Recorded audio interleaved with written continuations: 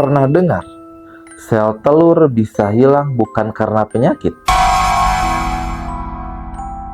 Secara medis, siklus normal, rahim sehat, tapi sel telur terus menurun.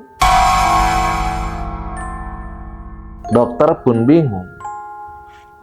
Pemeriksaan lengkap, tapi tak menemukan sebab. Nah, dalam ilmu batin ada sesosok makhluk yang tertarik dengan energi kehidupan. Konon, ada jin yang hidup dari memakan sel telur. Bukan fisiknya, tapi energinya. Biasanya korban tak sadar, tapi yang terasa hanya satu: rahim seperti kosong, datang tanpa luka, dan pergi tanpa jejak. Apakah ini mitos atau fakta yang disembunyikan?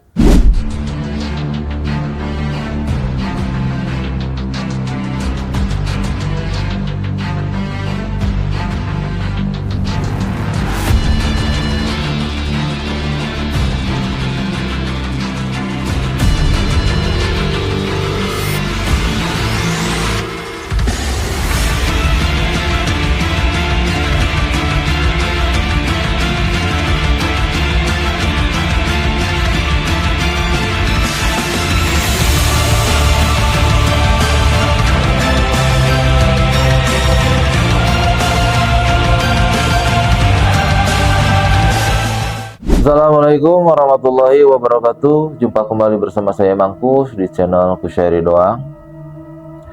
Jadi di video kali ini kita akan membahas satu jin, di mana jin ini senang atau suka diam di rahim seorang perempuan.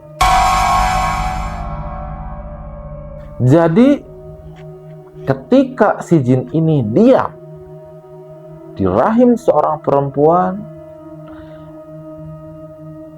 kadang perempuan tersebut tidak sadar bahwa ada makhluk tak kasat mata yang mendiami rahimnya.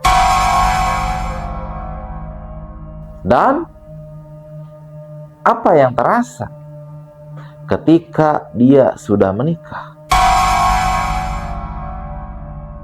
Pertama, ketika dia sudah mulai menikah, emosional mulai gak stabil, sakit di bagian rahim, cangkeng lah kalau cek ieu mah. Naonnya cangkeng teh bahasa Sundana teh? Apa nama cangkeng ya? Panas, terasa panas. Dan yang lebih parahnya, susah mendapatkan keturunan. Nah, di sini saya akan membahas salah satu jin pemakan sel telur. Jadi, si jin ini suka dengan sel telur perempuan, di mana ketika sel telur diproduksi, nah si jin ini mulai memakannya nih. Untuk apa? Untuk dia bertahan hidup, karena dia hidupnya dari energi sel telur ini. Terus efek yang dirasa kalau sebelum nikah gimana? Pertama, susah jodoh. Kedua, emosi nggak stabil. Ketiga, head tidak teratur. Keempat, sakit di bagian rahim. Dan yang lebih parahnya, bisa menyebabkan penyakit medis, contohnya seperti miom. Nah, ini yang bahaya. Karena apa? Karena saya menjelaskan hal ini, saya menemukan satu kasus di mana masih teman. Dia udah menikah, dia dinyatakan normal secara tubuh, secara fisik sehat, sel spermanya sehat, nggak encer, jumlahnya juga normal. Terus yang si wanita secara tubuh sehat, tapi apa yang saya sebutkan sebelumnya, semua dia rasakan. Ketika dicek lab, bulan pertama, sel telur masih di bawah normal. Kok bisa? Baru menikah, sel telur di bawah normal. Sedangkan rahim sehat, tubuh sehat. Terus dia penasaran, bulan berikutnya dia cek lagi sel telur dan menurun lagi. Nah, ini yang perlu diwaspadai. Si teman saya ini, ketika pemeriksaan lab, apa coba yang ditemukan? Ternyata di rahimnya ada miom. Kok bisa? Dinyatakan sehat, tapi kok ada miom? Miom ini terdeteksi 1 tahun setelah dia menikah. Buat teman-teman, hati-hati dengan gejala yang tadi saya sebutin.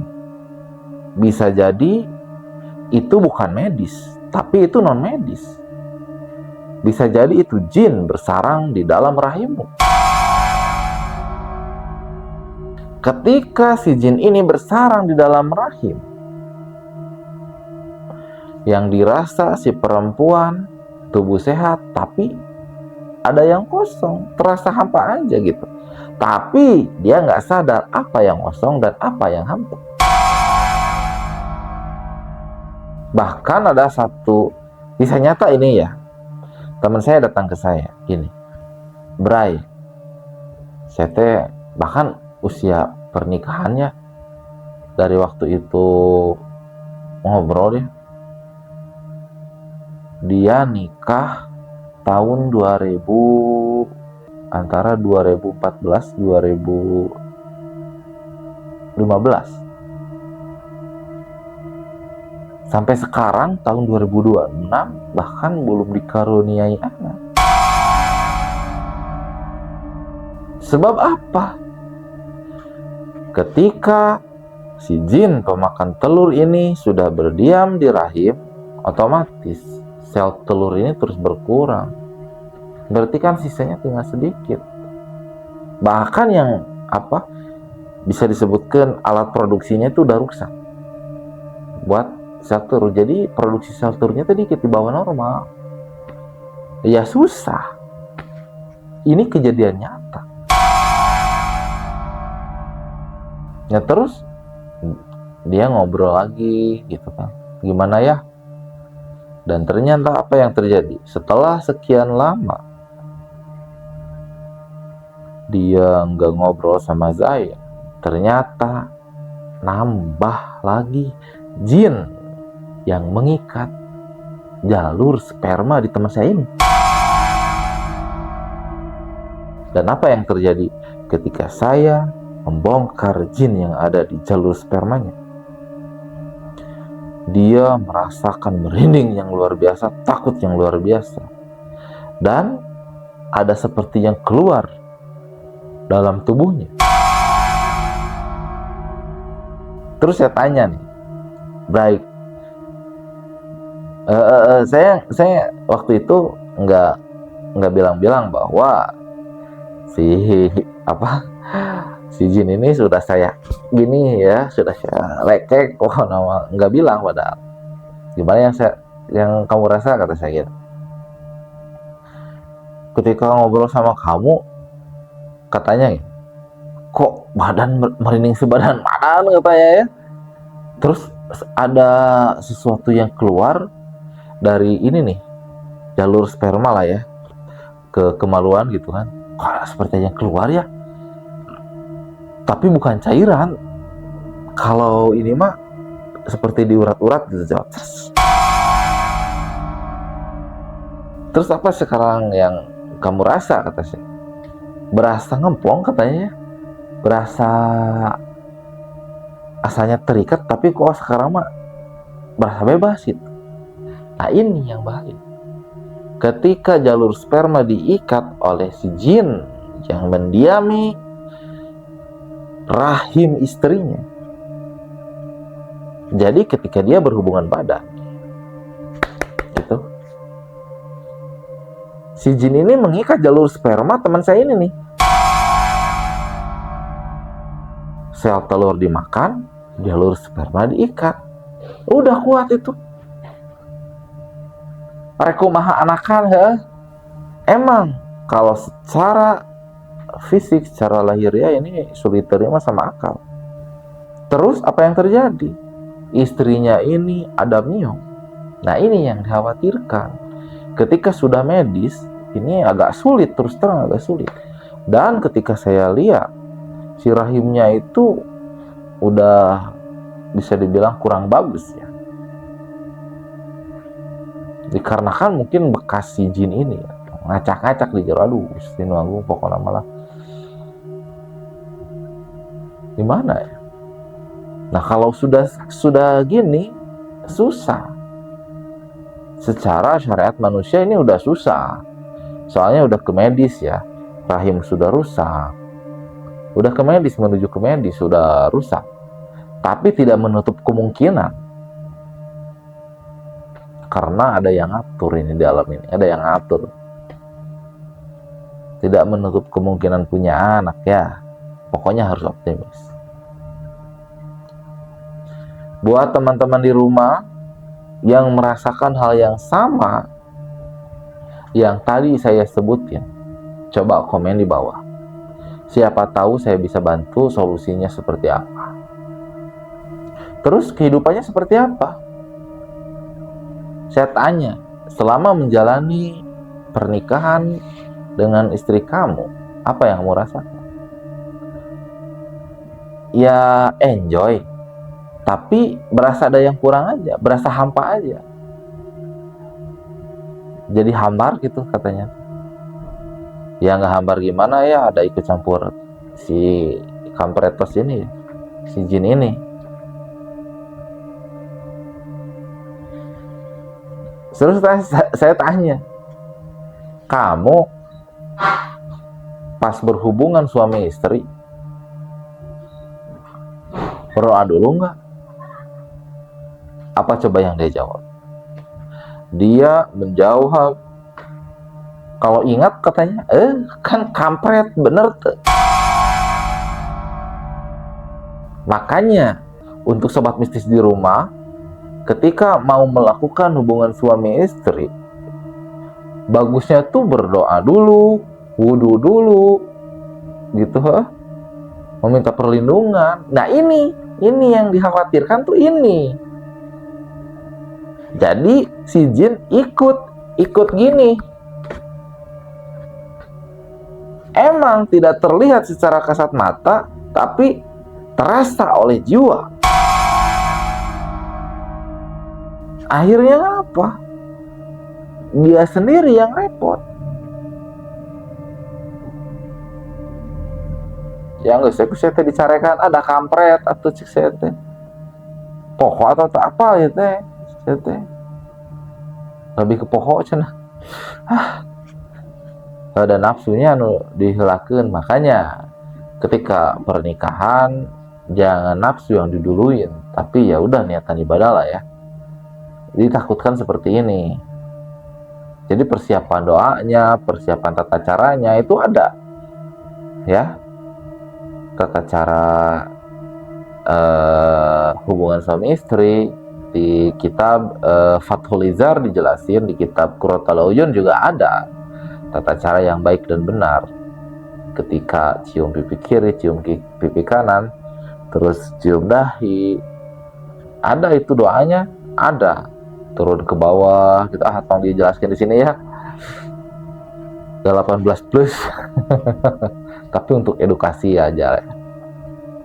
Coba lihat di kitab Fathul Hizar atau kitab Qurratul Uyun, ada tata caranya, itu ada. Makanya buat teman-teman, kalau mau menikah, persiapkan keilmuannya, persiapkan mental kalian, persiapkan segala rupanya, karena menuju pernikahan itu banyak doa yang harus kita hafal, terus ada tata cara. Nah, dalam menggauli istri itu ada tata caranya ya. Jangan sampai hal seperti ini terjadi di kehidupan kalian, karena kalau sudah gini repot, susah cari susah ngobatinya, apalagi udah ke medis ya. Sebenarnya masih panjang, tapi dikarenakan durasi. Next kita bahas edukasi mistis selanjutnya ya. Buat teman-teman yang merasakan atau yang mengalami hal seperti ini, coba komen-komen di bawah, atau enggak email aja ke kita. Siapa tahu kita bisa membantu mencari solusinya ya. Tapi sebelum meninggalkan videonya, tinggalkan jejak kalian di sini dengan cara subscribe, like, dan share. Mohon maaf apabila ada kesalahan dalam kata-kata, karena keterbatasan ilmu, karena kebenaran hak milik Allah Subhanahu wa taala. Akhirul kalam, assalamualaikum warahmatullahi wabarakatuh. See you next video. Bye.